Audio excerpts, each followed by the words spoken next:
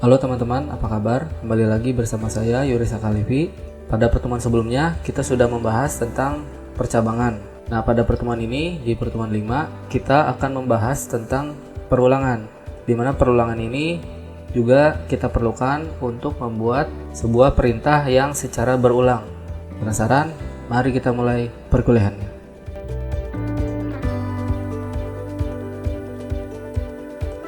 Oke teman-teman, kita langsung saja masuk ke pertemuan 5 yang akan membahas tentang perulangan. Yang kita tahu di program Python ini, Python mengeksekusi program secara baris per baris ya. Mulai dari baris 1, 2, 3 hingga seterusnya.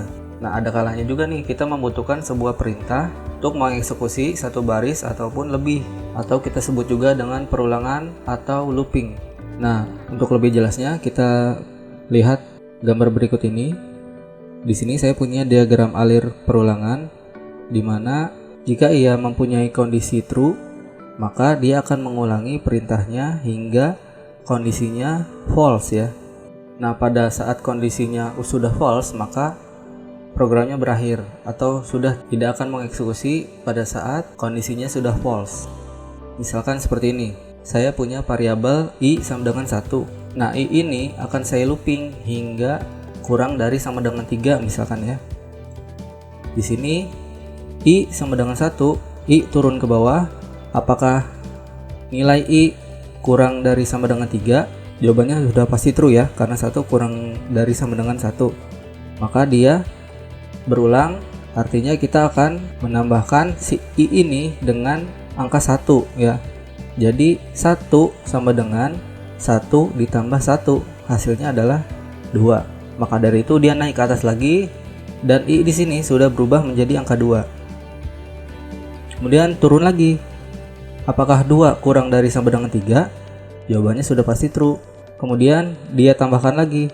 I sama dengan i tambah 1. Berarti 2 sama dengan 2 tambah 1. Hasilnya adalah 3. Maka dia naik lagi. Di sini i-nya sudah berubah menjadi 3 nilainya. Kita kondisikan lagi atau turunkan lagi. Apakah i sekarang nilainya kurang dari sama dengan 3? Jawabannya sudah pasti true ya, karena ada sama dengannya. Jadi langsung saja kita tambahkan lagi. I sama dengan i tambah 1. Jadi sekarang i-nya nilainya berapa? 3 ya. 3 sama dengan 3 tambah 1, maka hasilnya 4. Kita tes lagi ke atas. Sekarang nilai i-nya sudah berubah menjadi 4. Kita tes lagi di kondisinya. Apakah 4 kurang dari sama dengan 3? Jawabannya false ya. Sudah pasti 4 lebih besar dari 3. Maka dari itu program selesai. Jadi dia tidak akan melooping atau berulang seperti kurang dari sama dengan 3. Nah, dalam Python ada 2 perulangan yang bisa kita gunakan.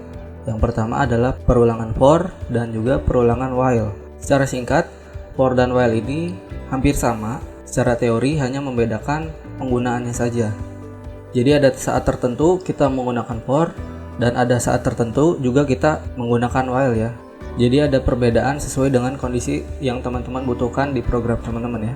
Kita akan bahas terlebih dahulu perulangan for ya teman-teman. Di sini saya punya sintaks dasar perulangan for, yakni for. Di sini nama variabelnya in sequence. Kemudian di bawahnya ada body of for, jadi ini isinya. Jadi setelah for, di bawahnya ada isinya. Sama seperti percabangan ya teman-teman ya. Di sini nanti hasilnya true or false ya. Dan di bawahnya dia akan mengeksekusi apa perintahnya. Kalau dia nilainya true ya. Oke teman-teman, kita langsung saja menuju codingannya. Di sini saya punya beberapa contoh yang akan kita bahas untuk perulangan for. Yang pertama saya akan bahas dulu contoh pertama. Di sini saya mempunyai variabel warna sama dengan, nah ini tandanya apa teman-teman nih? Yang kurung siku. Ya betul, ini adalah array ya teman-teman. Jadi saya punya variabel warna yang di dalamnya ada array. Arraynya merah, biru, kuning, dan biru juga. Saya akan melakukan perulangan dengan menggunakan for i in warna. Jadi perulangan i pada variabel warna. Selama dia true, maka dia akan mencetak i. Jadi warna ini nanti sudah diwakili oleh i teman-teman. Jadi kita tidak perlu lagi memanggil warna. Oke, lebih jelasnya langsung kita running. Ini saya beri komentar dulu. Kita save. Kemudian kita jalankan via terminal Python perulangan for.py. Kita enter. Nah, ini hasilnya ya teman-teman ya. Hasilnya adalah merah, biru, kuning, biru. Nah, seperti itu teman-teman. Jadi di sini si array ini sudah berhasil saya berikan perintah perulangan, di mana setiap kali dia berulang maka dia akan ke bawah ya teman-teman ya. Sampai sini nggak sulit ya teman-teman ya. Oke, kita lanjut ke contoh kedua. Nah, di sini saya juga punya variabel warna, tapi di contoh kedua ini saya menggunakan kurung kurawal. Kalau ini kan kurung siku itu adalah array.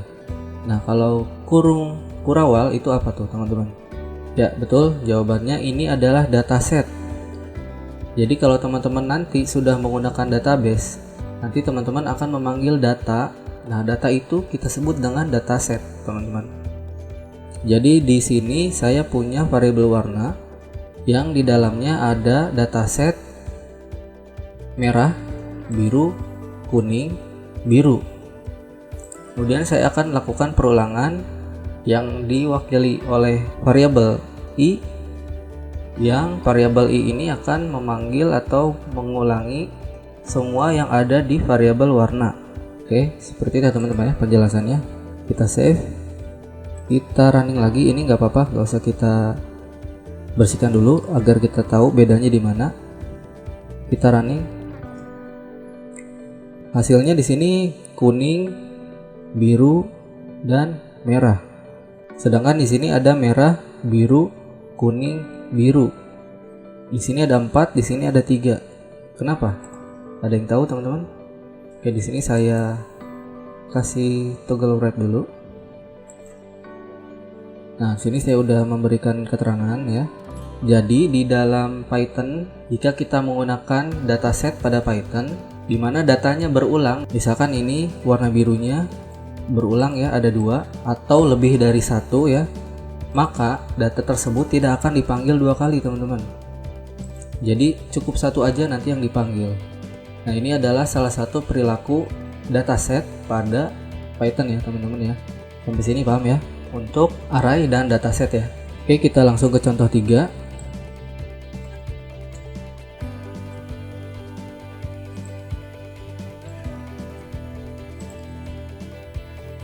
Di sini saya punya variabel web sama dengan Yuris Al-Khalifi. Di sini saya akan memberikan perintah perulangan yang diwakili oleh variabel huruf, di mana huruf ini kita ambil datanya atau nilainya dari variabel web. Ya, ini adalah Yuris Al-Khalifi ya. Kemudian saya pengen tahu nih print huruf ya atau cetak huruf. Hasilnya gimana sih? Kita bersihin dulu ya. Guys, kita running lagi. Nah, seperti ini. Jadi setiap huruf yang ada di dalam variabel web ini dia akan ditampilkan secara vertikal, atau satu huruf adalah satu baris. Seperti itu ya teman-teman ya. Untuk contoh ketiga nih, ini juga kita bisa gunakan dalam bahasa Python, dan tipe data string ini adalah merupakan sebuah array ya teman-teman ya. Jadi dia ditampilkan secara vertikal. Kemudian saya punya contoh yang keempat. Kita komentari dulu. Di sini saya punya contoh keempat, di mana contoh keempat ini juga saya punya array, di mana array di sini saya tidak menggunakan string, tapi dia berupa integer atau nomor, di mana di sini ada 1, 2, 3, 4, 5, 6, 7, 8, 9. Saya punya 9 nilai. Di sini saya akan menjumlahkan angkanya dari si array ini. Nanti jadi 5 tambah 8, kemudian 8 tambah 5, kemudian ditambahkan lagi 3, sampai nanti ditambahkan 2. Bagaimana caranya? Kita buat dulu yang ini nih. Sum sama dengan 0, kemudian barulah for i in number. Jadi lakukan perulangan yang diwakili oleh variabel i di dalam variabel nomor. Kemudian kita panggil sum Ini teman-teman masih ingat ya? Ini artinya sama aja, sum sama dengan sum plus i. Jadi nanti sama tuh kayak perulangan yang tadi kita jelaskan. Jadi nanti dia 5, kemudian masih ada angkanya lagi nggak? Ditambah 8, jadi 13. Masih ada angkanya lagi nggak? Berarti 13 nanti tambah 5. Terus berulang sampai nilai yang akhir, yakni 2. Jadi dia akan bertambah dan bertambah. Oke, kita running. Nah, ini jumlah semuanya adalah 44. Jadi di dalam variabel nomor ini saya punya nilai yang jumlahnya adalah 44. Nah, bagaimana kita tahu? Kebetulan di sini saya sudah menyiapkan print i, di mana print i ini juga kita bisa cek nih angka apa aja sih yang ada di dalam nomor. Kita save ya, kita ulang lagi atau kita running lagi.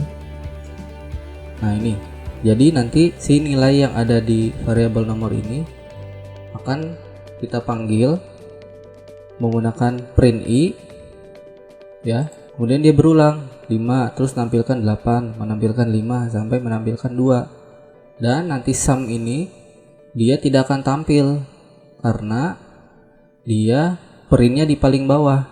Ini, yang ini ya. Nah, perhatikan juga kalau misalkan kita menempatkan print yang sejajar dengan for, berarti print ini tidak termasuk ke dalam for-nya, teman-teman ya. Beda halnya dengan print yang ini. Kalau ini kan dia menjorok ya. Nah, ini adalah print yang ada di dalam perulangan for ini. Maka dari itu si jumlah semuanya tidak tercetak per baris. Jadi dia dicetaknya di akhir karena penempatan posisi print ini dia sudah sejajar dengan for. Dengan kata lain dia sudah di luar for ya, teman-teman ya. Seperti itu ya. Jadi perhatikan juga cara penempatan codingan teman-teman terlebih jika menggunakan for ya. Kemudian saya di sini punya fungsi range.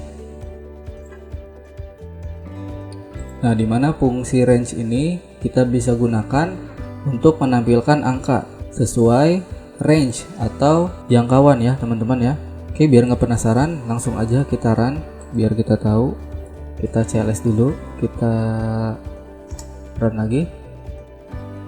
Oh, ini maaf belum saya save ya. Nah, saya bersihkan, kemudian saya ulangi lagi. Nah, seperti ini. For i in range 5. Nah, ini sama aja kita memberikan perintah kepada program. Program, tolong eksekusi perintah perulangan yang diwakili oleh variabel i, di mana i ini dia sesuai jangkauan. Jangkauannya adalah 5. Nah, di sini ada berapa nih? 1 ya, 2, 3, 4, 5. Kenapa hasilnya tidak 5 akhirnya? Karena si angka ini dimulainya dari 0. Sama seperti array ya, teman-teman ya. Bagaimana kalau misalkan 9? Pasti hasilnya adalah, nah ini hasilnya, maka hasil terakhirnya dia tidak akan 9, melainkan adalah 8. Karena angka 0 adalah indeks pertamanya. Dan angka 8 ini adalah indeks terakhir atau indeks ke-9-nya. Seperti itu ya, teman-teman. Kemudian di fungsi range yang kedua, saya punya contoh seperti ini. Kalau tadi range-nya cuma 1, jadi tidak ada koma. Nah, di sini saya punya ada komanya nih di belakangnya nih. Jadi ada 2 parameter ya di sini ya. Kemudian langsung saja kita running biar kita tahu ya. Nah, ini belum di save. Jadi teman-teman jangan lupa save dulu ya. Kita bersihkan. Saya run. Nah, ini. Jadi di sini bedanya kalau dia parameternya 2, ini kan parameternya 1, hanya angka 9. Nah, di sini saya punya parameternya 2, 5 dan 15. Nah, ini dia parameter pertama tidak memberikan perintah. Dia mulai dari angka 0 dan berakhir di angka 4 ya. Tapi dia mulainya dari angka 5, dia mulai dari parameter pertama dan selesai sebelum parameter kedua. Nah, jadi ini hasilnya 5, 6, 7 sampai 14. Yang 15-nya tetap tidak terbawa ya, teman-teman ya. Jadi pasti kurang 1 ya dari parameternya. Kalau 15 berarti hasil terakhirnya adalah 14. Seperti itu ya, teman-teman. Satu lagi, untuk fungsi range saya punya contoh yang ketiga.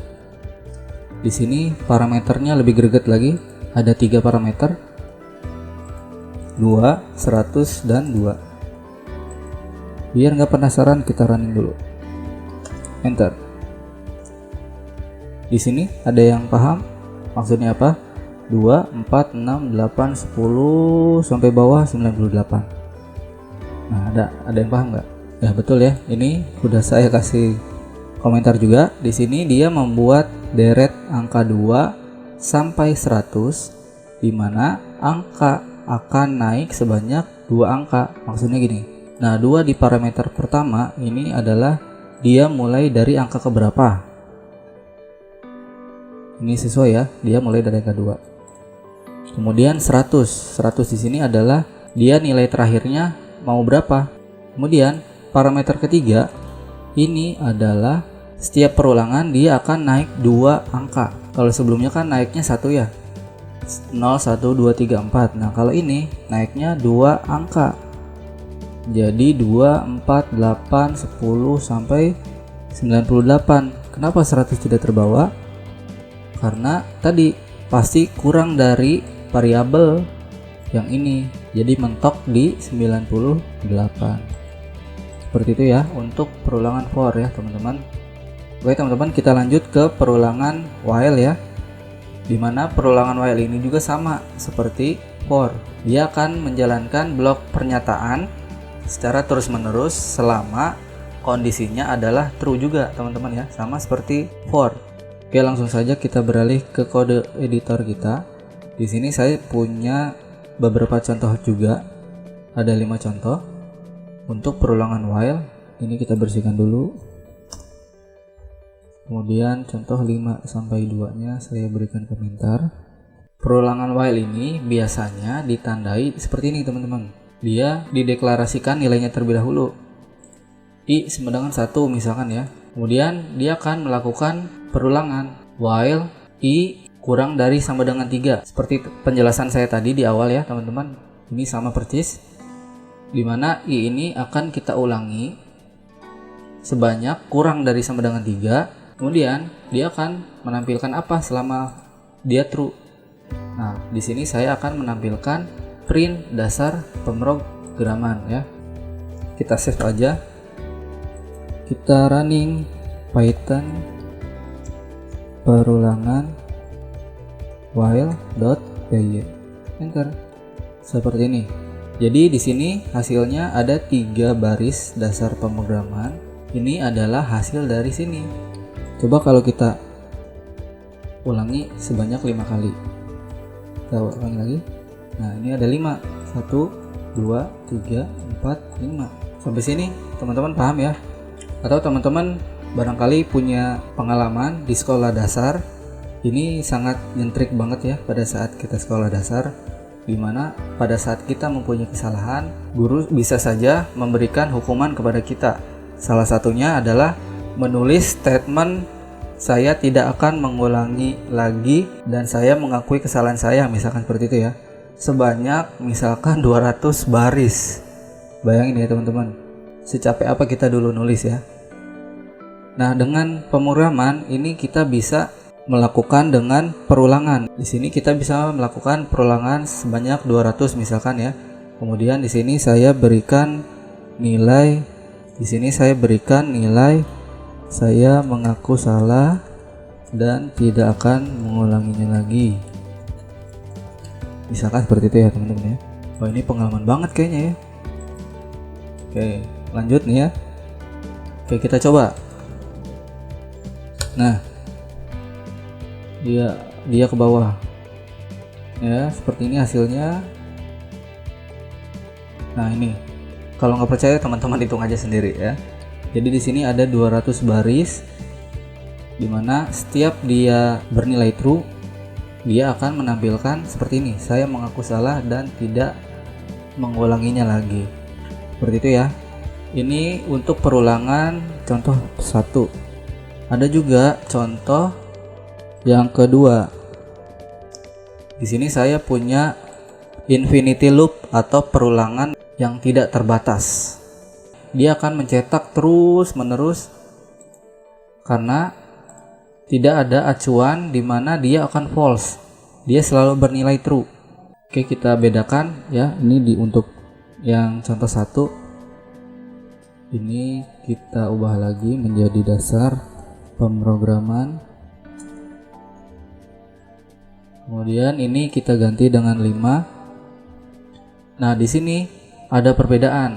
Perbedaannya di sini I sama dengan I tambah 1. Kita cek aja. Kita kasih komentar dulu. Kemudian ini saya akan bersihkan dan saya akan running lagi. Lihat ya, dia tidak selesai kondisinya, dia akan mencetak terus sampai bawah. Ini adalah yang dimaksud infinity loop. Nah, bagaimana cara kita untuk menghentikan infinity loop ini? Ya, ini dengan menggunakan Ctrl C di dalam terminal ya. Nah, seperti itu.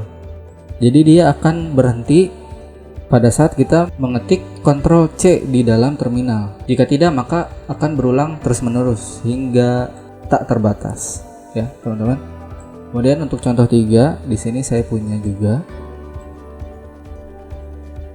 Di sini saya punya I sama dengan 2. Hey program, tolong lakukan perulangan yang diwakili oleh huruf I, di mana I ini kita beri nilai 2. Kemudian akan kita beri perintah perulangan hingga kurang dari 100 ya.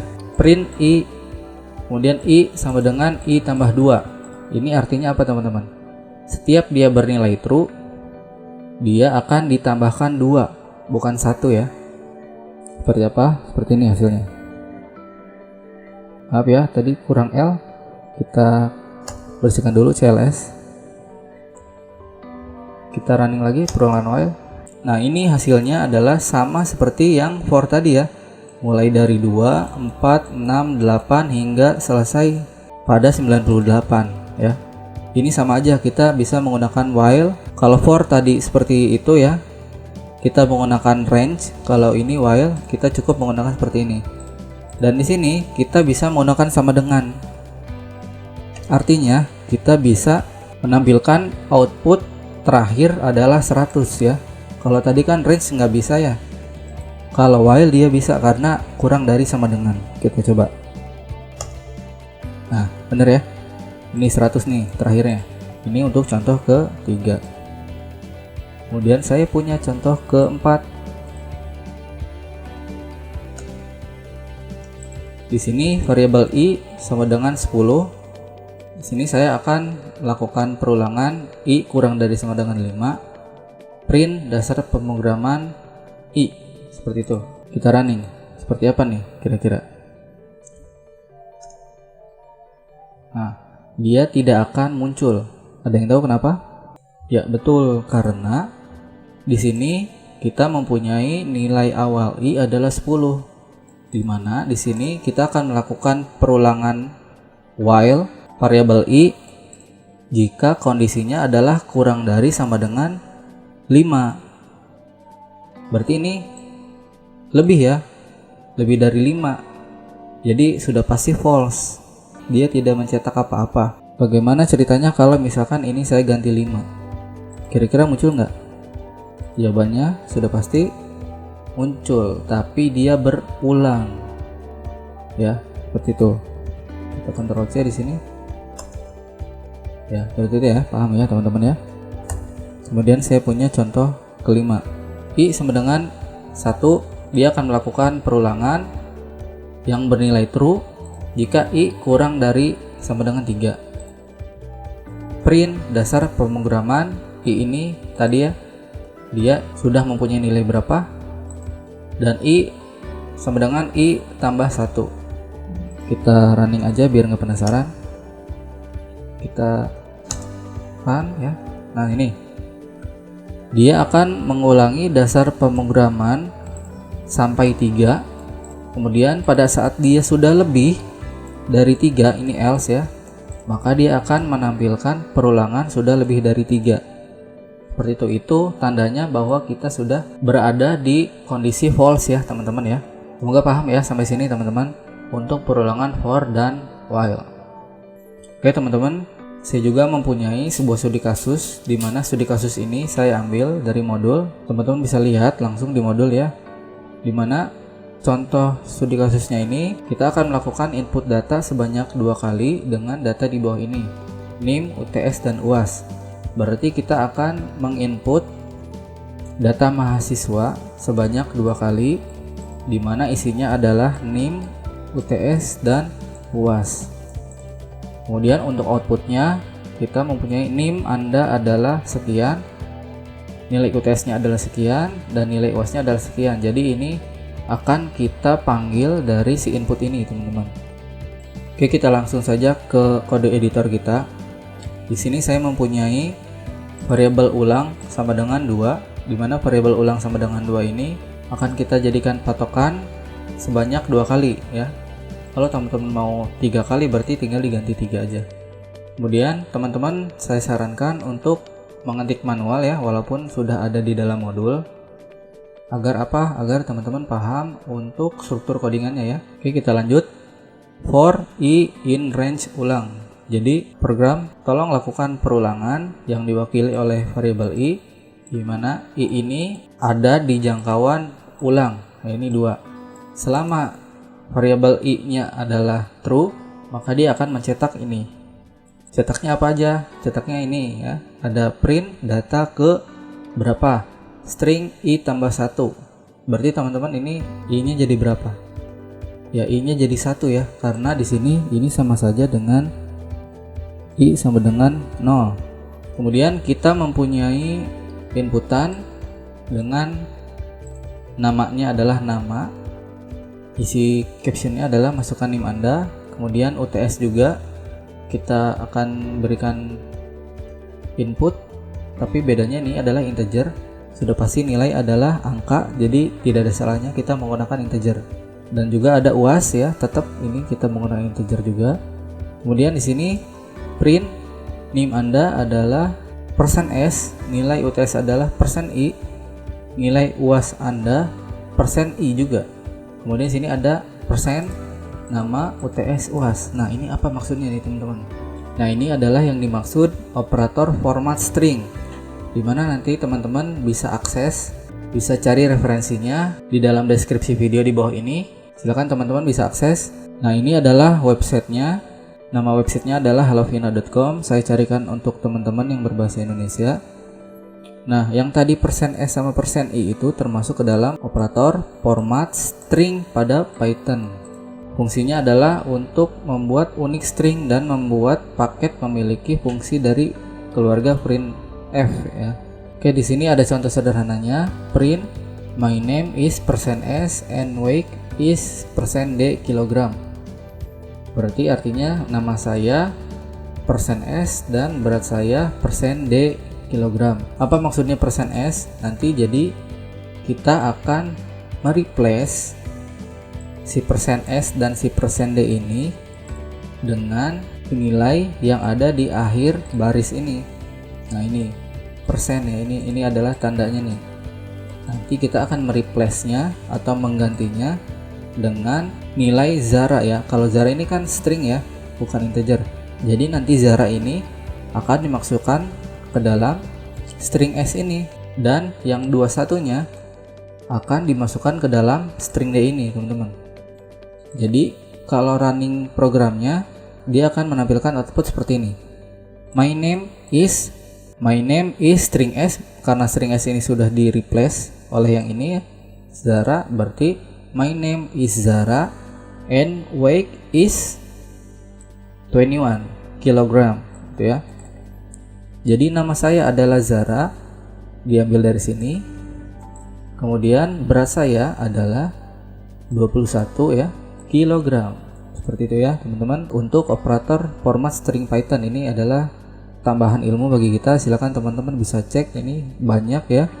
Oke, kita kembali ke dalam program kita. Jadi teman-teman udah tahu bahwa nanti yang si %s ini akan kita ganti dengan variabel nama, variabel UTS, dan variabel UAS. Dimana variabel nama ini kita hasilkan dari sini, dari input masukkan NIM. Oh ya, ini NIM ya, kita ganti berarti dengan nama ya. Kita save. Ini kita hapus dulu. Apa? Jadi nanti si %s ini akan diubah dengan nama, kemudian string i dia akan diubah dengan UTS, dan string yang terakhir adalah UAS. Perlu diperhatikan kalau kita mengubahnya UTS di terakhir, berarti nanti dia UTS-nya akan muncul di sini, bukan di sini, karena dia sesuai dengan penempatan ini ya teman-teman ya, penempatannya. Jadi jangan sampai salah penempatan. Oke, biar nggak terlalu bingung, kita running aja. Berarti Python latihan pertemuan 5_ coba. Ini nama file saya ya, teman-teman bebas mau apa, kalau mau disamain juga boleh. Kita enter. Nah, data ke-1, masukkan nama Anda, misalkan Yuris Al-Khalifi. Kemudian nilai UTS Anda misalkan berapa, misalkan 90. Nilai UAS-nya berapa, misalkan 80 ya. Kita enter. Nah, dia akan menampilkan langsung ini. Oh, ini maaf, nama ya, harusnya kita ganti dengan apa ya nanti ya, terakhiran. Nama Anda adalah Yuris Khalifi, nilai UTS-nya yakni 90, kemudian nilai UAS Anda adalah 80. Ini langsung akan di replace ya, sesuai dengan inputan kita yang di sini. Kemudian di sini datanya akan kita ulangi sebanyak 2 kali, ditandai dengan ini data kedua. Jadi kita bisa input lagi di sini namanya, misalkan nama kedua Topik Hidayat misalkan ya. Masukkan nilai UTS misalkan 100 ya. Nilai UAS-nya misalkan 75 ya, misalkan. Nama Anda adalah Topik Hidayat, nilai UTS Anda adalah 100, dan nilai UAS Anda adalah 75. Seperti itu ya. Ini kita ganti ke bawah nama. Nah, seperti itu teman-teman ya untuk perulangan ini. Bagaimana kalau misalkan 3 deh, kita coba 3 ya. Kita save. Lagi nih ya. Kita running lagi. Nama Anda Budi misalkan ya. Nilai UTS Budi misalkan 70 sama 75 UAS-nya. Kemudian masukkan nama kedua Andi, namanya adalah nilainya 80 untuk UTS dan UAS-nya adalah 90 misalkan untuk Andi. Nah, ini dia akan melakukan perulangan ketiga ya. Misalkan namanya siapa, Jeffrey misalkan, UTS-nya dia 100 tapi UAS-nya 80. Nah, ini dia akan mengulangi sebanyak 3 kali ya, atau kalau dalam while kurang dari sama dengan 3. Dan ini adalah hasilnya ya teman-teman. Mudah-mudahan teman-teman paham ya sampai sini ya. Oke teman-teman, itu dulu untuk materi kita di pertemuan 5 tentang perulangan. Kita akan lanjutkan pertemuan berikutnya di pertemuan 6. Di pertemuan 6 kita akan membahas tentang list dan tuple. Jadi silakan simak terus ya untuk pertemuan 6 di minggu depan. Untuk itu sampai berjumpa di pertemuan berikutnya.